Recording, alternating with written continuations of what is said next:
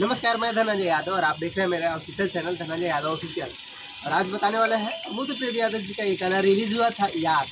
और उसके बाद में फैंस लोग का डिमांड था कि याद 2 कब तक रिलीज़ होगा।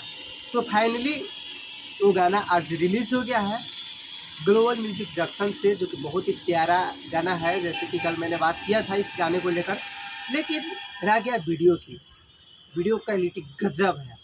जब वीडियो को देखिएगा एक अच्छी, मतलब कि अच्छी, तो रोआ खाड़ हो जाएगा। इस तरह का कुछ सीन है और वैसा वैसा बैकग्राउंड और वैसे लोकेशन पे वो गाने को बनाया गया है। तो आप लोग जितने भी अगर प्रमोद प्रेम यादव जी के चाहने वाले हैं, भोजपुरी को चाहने वाले हैं, तो आप लोग जाइए एक बार ज़रूर ग्लोबल म्यूजिक जंक्शन पे जाइए और गाने को सुनिए और प्यार और आशीर्वाद दीजिए। बहुत प्यारा गाना है, वाकई में याद 2 जैसा ये गाना है।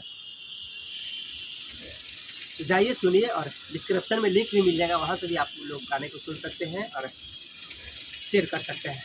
बाकी मिलते हैं फिर नए वीडियो और नए अपडेट के साथ। एक बार जाकर जरूर लेके देखिएगा। मिलते हैं नए वीडियो के साथ, के लिए।